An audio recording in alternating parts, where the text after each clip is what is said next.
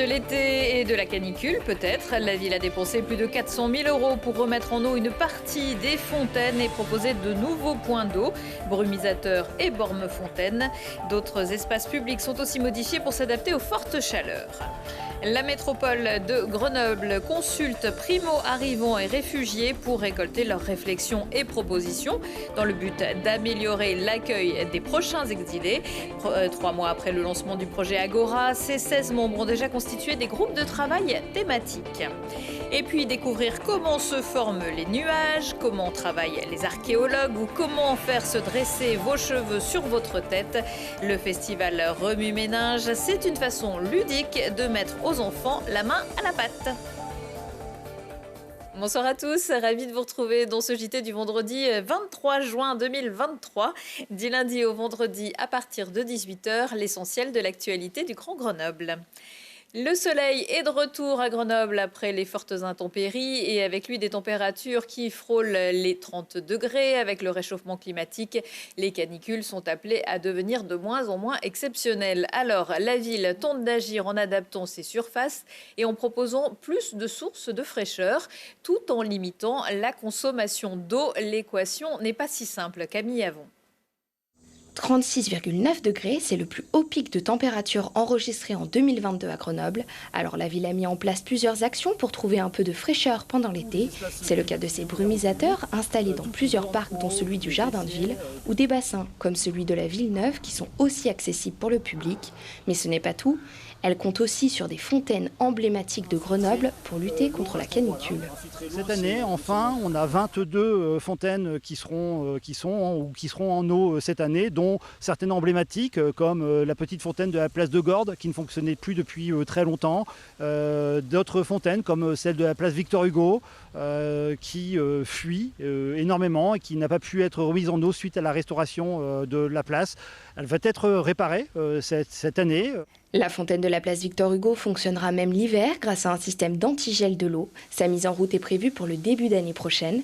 Cette fois, vous allez pouvoir dire « Fontaine, je ne boirai pas de ton eau » car celle-ci fonctionne en circuit fermé pour économiser un maximum d'eau. L'inconvénient, c'est qu'elles peuvent contenir des germes ou des bactéries, un problème que la ville tente de résoudre. C'est pour ça qu'il y a un travail aussi qui est mis en place à travers la brumisation, mais aussi dans nos grands jets d'eau, comme à la caserne de Bonne. Une étude est lancée pour rendre ces jets d'eau compatibles avec une certaine ludicité, que des gamins aillent jouer dedans sans risquer de s'intoxiquer parce que l'eau serait sale. Et si vous voulez vous mettre l'eau à la bouche, 200 bornes ont été installées dans la ville afin de boire. Les places aux enfants et les cours d'école ont été aussi réaménagées pour lutter contre les vagues de forte chaleur en végétalisant un maximum les espaces. D'ici fin 2023, ce sont 5 cours d'école qui seront rénovés. L'objectif, c'est de diversifier aussi pour permettre aux enfants d'avoir des jeux variés. Des espaces en simple stabilisé, des espaces en pelouse, en herbe ou des copeaux de bois. Donc en tout cas des espaces désimperméabilisés qui réduisent vraiment la température dans la cour. Pour ce plan fraîcheur à Grenoble, la ville a dépensé 450 000 € juste pour la rénovation des fontaines. Et si vous cherchez encore un endroit frais pour cet été, la montagne saura vous accueillir. La Maison de la Montagne organise d'ailleurs des formations gratuites pour les Grenoblois qui débutent dans cette pratique. Les infos sur le site de grenoble.fr où vous retrouverez également une carte des lieux frais en ville. Christophe Barré, le nouveau procureur général de la Cour d'appel de Grenoble, aurait-il instrumentalisé le dossier de la fête des Tuiles pour nuire à Éric Piolle? Invité du QG politique, le maire de Grenoble s'interroge toujours sur la motivation du parquet à organiser un nouveau procès qui s'est donc déroulé cette semaine. C'est très surprenant de fait puisque le parquet lui-même, à l'issue de l'enquête, avait demandé un relax et donc les juges l'ont suivi. Donc tout d'un coup, le parquet général, qui je le rappelle dépend, il n'est pas indépendant, il a un chef, c'est le ministre de la Justice, le parquet général fait appel d'un jugement qui a suivi ses propres réquisitions. Donc là, personne n'a su m'expliquer pourquoi, d'abord, ça n'arrive pas d'habitude, et pourquoi on mobilise des moyens de la justice pour cela. Au moment même, il a fait appel sans connaître le dossier, donc ça veut dire qu'il a dit, pouf, non, eux, j'aimerais bien qu'ils soient condamnés. Et donc, en pratique, c'est moi, évidemment. Au même moment qu'il y avait des articles sur les circulaires du même ministère qui disaient, classer au max les affaires parce qu'il faut désengorger la justice. Donc ça me semble une utilisation des moyens publics déroutante. Et là, il dit non, moi je fais appel à une décision que mon parquet a demandée, et puis j'ai envie de m'en occuper moi-même. Hein. Bon, là aussi, c'est un peu incompréhensible. On pourrait dire, voilà, pour m'assurer que j'essaie de montrer que je suis transparent et qu'il n'y a pas d'embrouille, je demande à quelqu'un d'autre. Là, bon, ça fait un deuxième indice qui est étrange et que là aussi personne ne sait m'expliquer. Éric Piolle aura peut-être plus d'explications le 6 septembre prochain, date du rendu du délibéré. En attendant, le maire de Grenoble est donc l'invité du dernier QG politique de la saison, dans lequel il revient aussi sans filtre sur la crise politique qu'il oppose à Christophe Ferrari, le président de la métropole. Une émission à voir ce vendredi à 21h15, samedi à 13h, dimanche à 19h et en replay sur télégrenoble.net. Mardi, c'était la journée mondiale des réfugiés. La métropole de Grenoble, qui agit sur l'accueil des exilés via le contrat territorial d'accueil et d'intégration, a décidé en avril dernier de consulter aussi les primo-arrivants qui séjournent régulièrement en France et les personnes ayant obtenu le statut de réfugié. À la clé, l'Agora, qui est constituée de 8 femmes et 8 hommes qui se réunissent tous les mois pour faire part des difficultés qu'ils et elles ont rencontrées dans leur parcours et proposer des aides ou des solutions qui leur semblent importantes de mettre en œuvre. Il faut qu'on soit exigeant pour nous-mêmes. C'est-à-dire qu'en fait, il ne s'agit pas simplement de les écouter, de les entendre. Il s'agira demain de faire et de montrer en acte que ce qu'ils ont souhaité, dans la mesure de nos possibilités, on le fait. Et sur ce qu'on ne peut pas faire, qu'on l'explicite. Parce qu'il n'y a rien de pire que de demander aux gens de prendre la parole et puis finalement de rien en faire. Donc nous, on a une exigence en tant que politique, c'est de mettre en place et de mettre en œuvre ce qui sera dit. Pour moi, c'est essentiel que ce soit les personnes concernées qui disent ce dont elles ont besoin. Et ce qui est encore plus fort là, c'est qu'elles ne le disent pas pour elles-mêmes, elles le disent pour celles et ceux qui vont venir demain. Pour moi, l'Agora, c'est vraiment l'occasion d'être utile pour changer des choses dans la communauté française. Donc pour être intégré aussi, c'est vraiment l'occasion de rencontrer des gens au niveau administratif, au niveau haut, qui peut vraiment changer de règles, améliorer. C'est vraiment le changement pour mieux, pour améliorer le service pour les réfugiés et les demandeurs d'asile. Ça, c'est l'Agora, c'est vraiment l'utile pour moi. L'Agora doit également travailler sur la future maison de l'hospitalité. Un second bilan public sera présenté le 18 décembre, journée internationale des migrants.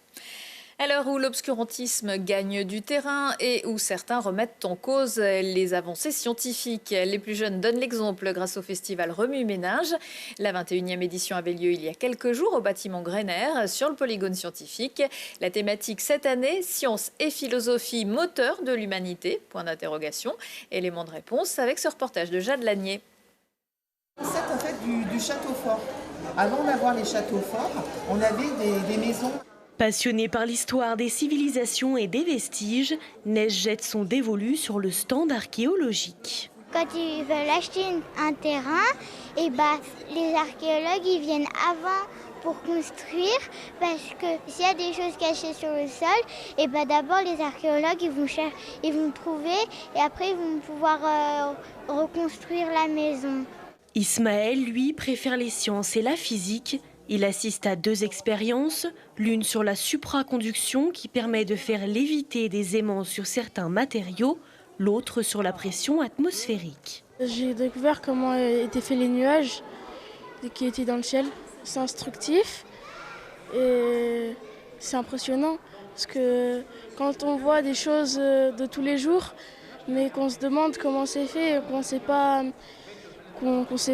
et ça nous permet de savoir. Manipuler, réfléchir et désacraliser les sciences auprès des jeunes de tous milieux sociaux, c'est l'objectif du festival Remue-Ménage qui propose une vingtaine d'ateliers scientifiques comme l'électrostatique. Donc là, on a un générateur électrostatique.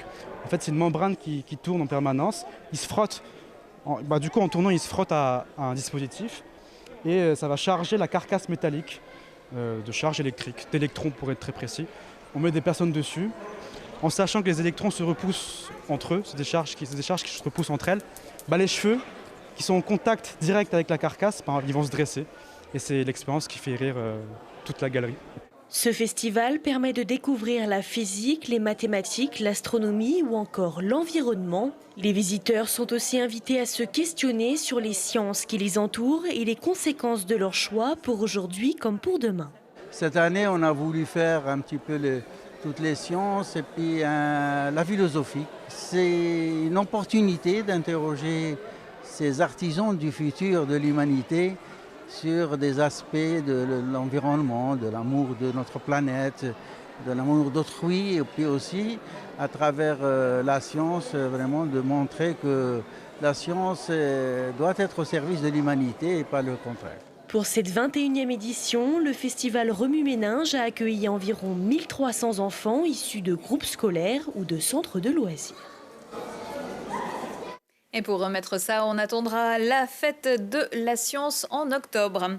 Des nouvelles des brûleurs de loups. La Fédération française de hockey sur glace vient de dévoiler le calendrier de Ligue Magnus. Le championnat élite débutera le 9 septembre avec pour Grenoble une virée à Cergy-Pontoise avant de recevoir Nice à Pôle Sud 4 jours plus tard.